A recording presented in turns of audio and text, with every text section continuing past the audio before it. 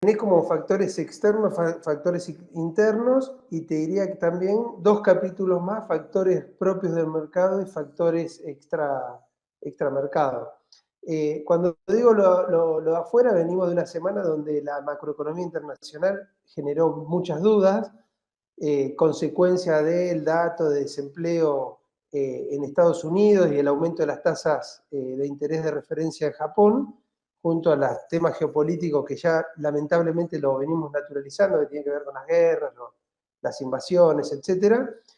Se junta esa situación, ¿sí?, con, si querés, un informe de Luzda bastante pesado respecto a básicamente cómo evoluciona Estados Unidos, donde hay más rinde, donde hay más producción, y eso evidentemente en la hoja de oferta y demanda te pone unos stocks mucho más abultados de lo que se creía en los últimos informes, que además vale la pena aclarar, son stocks por arriba de lo que han pasado en las últimas 3 campañas en líneas generales.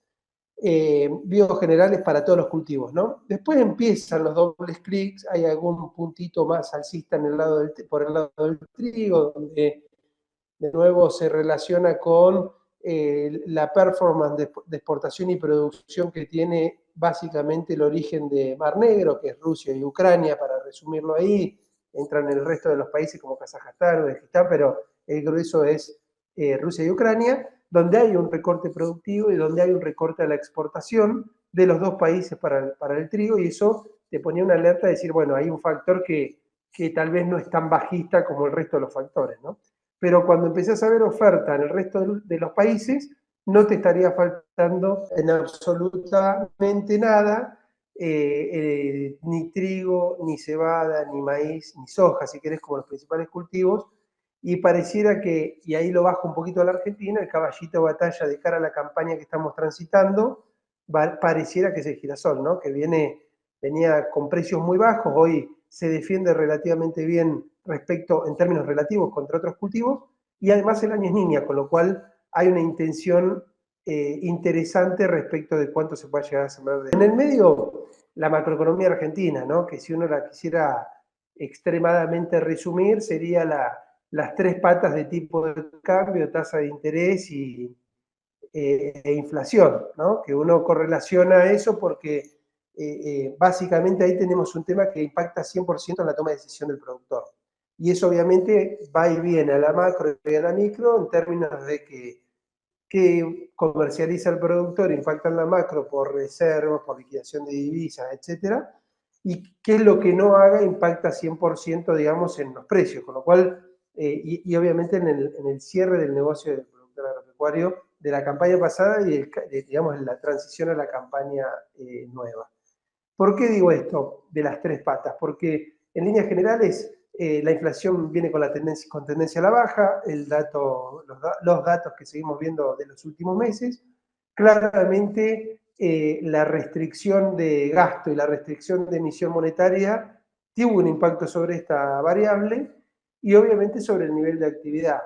Hay una pregunta respecto a esto que es cómo mantengo de alguna manera esa tendencia a la baja. Y correlaciona con un dato que el productor agropecuario está esperando mucho, que tiene que ver con el impuesto país. ¿Por qué digo esto? Porque si bajamos 10 puntos el impuesto país, lo que nos va a terminar pasando es que va a colaborar a esta inercia bajista de la inflación, sobre todo con esta dinámica, la importación más rápida en líneas generales que se está dando respecto del año pasado, que fue trágico, digamos, para aquellas empresas que importaban, y en términos relativos también te empieza a acomodar los precios. ¿Y por qué digo que no toma decisión el productor? Porque imagínate que tenemos que comprar todos los insumos de cara a la campaña 24-25, estamos todos esperando el 1 de septiembre, que fue un poco lo que anunció el presidente en la rural cuando dijo en septiembre bajamos el impuesto. Entonces, la variable inflación tiene que ver con un efecto torniquete muy fuerte respecto de la política fiscal y monetaria que viene aplicando el país, el gobierno, mejor dicho,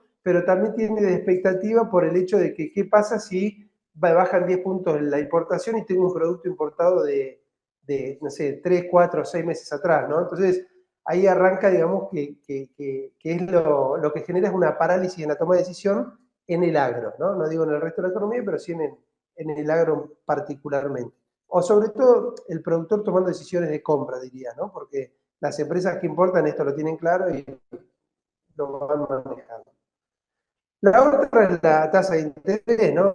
El gobierno venía jugando un poquito con una restricción fuerte a la tasa de interés y venía de alguna manera testeando el mercado, ¿sí? Para ver en qué momento encontrar un punto de equilibrio. Y hoy pareciera que haber secado tanto el mercado de pesos le puso un piso a las tasas de interés en pesos y pareciera que es más barato por ahí buscar dólares en el sistema financiero que buscar pesos, ¿no?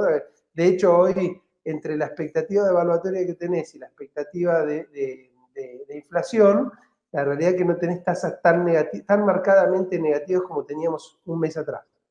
Entonces ahí hay que mirar bien qué es lo que termina pasando porque también impacta en la toma de decisión del productor que te dice, bueno, tal vez me conviene tomar créditos en dólares y no créditos en pesos. Y como eso lo viene jugando en el aire, tampoco está decidiendo demasiado, ¿no? Que eso lo vemos un poco en el volumen de venta de insumos que vamos testeando en la gran mayoría de los clientes nuestros que vienen, se acomodó en junio, pero ahora se empezó a retrasar un poquito entre lo que es julio y agosto de nuevo. Y el tercer punto es el tipo de cambio. El tipo de cambio, obviamente, se viene gestionando relativamente bien. Hay algo que yo hago una salvedad todo el tiempo sobre este gobierno, que es todo lo que viene diciendo que va a hacer, lo hace. Entonces le da cierta credibilidad ahora a la situación. Pero cuando hablamos de tipo de cambio, en la psiquis colectiva, por llamarlo de alguna manera, vamos rápidamente al cepo y vamos rápidamente a la brecha.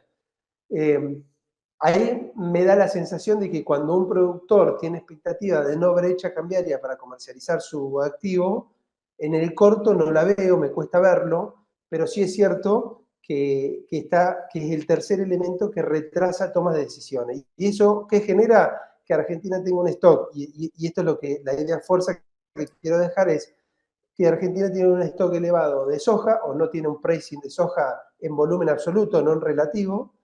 Le pasa lo mismo en el caso del maíz. Hay algo de carry de trigo, con lo cual, ¿qué pasaría si no habría que cambiar? Probablemente todos decidiríamos tal vez cambiar el activo por un activo de moneda dura, por resumirlo ahora. Y eso impactaría en el mercado. Que justo se cortó un poquito. Vos decías que si se acomodan estas variables y el productor termina tomando decisiones y si lo hacen todos juntos, esto también puede llegar a ser contraproducente en materia de precios, digamos. A mí me da la sensación de que sí, porque hay una expectativa importante en el productor respecto a lo que pueda llegar a pasar con la salida del cepo y eso se entiende como una no brecha cambiaria. Entonces, sería cuánto vale la soja, valen los dólares que realmente valen y no tenemos brecha y no hacemos la cuenta matemática que venimos haciendo en los últimos años. Entonces, si eso pasa, hay un volumen interesante para apreciar en Argentina, con lo cual cada vez que veamos un reacomodamiento de la macro o algo, un saneamiento de la macro, me da la sensación de que eso juega en contra para los precios, ¿sí? Es la misma mirada que se le hace a una devaluación del real en Brasil, que era otra de los factores que veníamos viendo en las últimas semanas, que es cada vez que devalúa, el productor brasileño tiene una tendencia a vender, digamos, un poco más y eso juega en contra de los precios. Acá la macro argentina, haciendo esta abstracción muy fuerte sobre estas tres variables, inflación, tipo de cambio y tasa de interés, si se acomoda, si sigue tendiendo un acomodamiento a un nuevo punto de equilibrio, me da la sensación de que no sería un dato positivo para el precio de los granos, fundamentalmente soja y maíz, o soja y subproductos de soja y maíz, que son los principales que juegan en la Argentina. La única revancha, digamos, por decirlo de alguna manera, si se acomoda la macro, que es positivo para todos, aunque negativo para el negocio en algún punto, la única revancha sería que en la próxima campaña haya algún problema climático, tal vez en Brasil, digamos, porque el hemisferio norte no estaría teniendo problemas, ¿no? Totalmente, que esa es un poco la mirada tal vez menos optimista para la nominalidad de los precios, porque la realidad es que decís, bueno, siempre que le pase a otro, correlaciona mucho menos cuando le pasa a Estados Unidos que cuando nos pasa acá, y ahora decís que le pase a Brasil, pero bueno, que si le pasa a Brasil, por ahí nos pasa a nosotros, y además está como medio confirmado el año niña, entonces se juntan todas estas variables para que el productor esté alerta en la toma de decisión. Y si me permitís dejar una idea, otra idea fuerza, me parece que el productor hoy debería estar mirando a precio relativo en qué activo estar parado.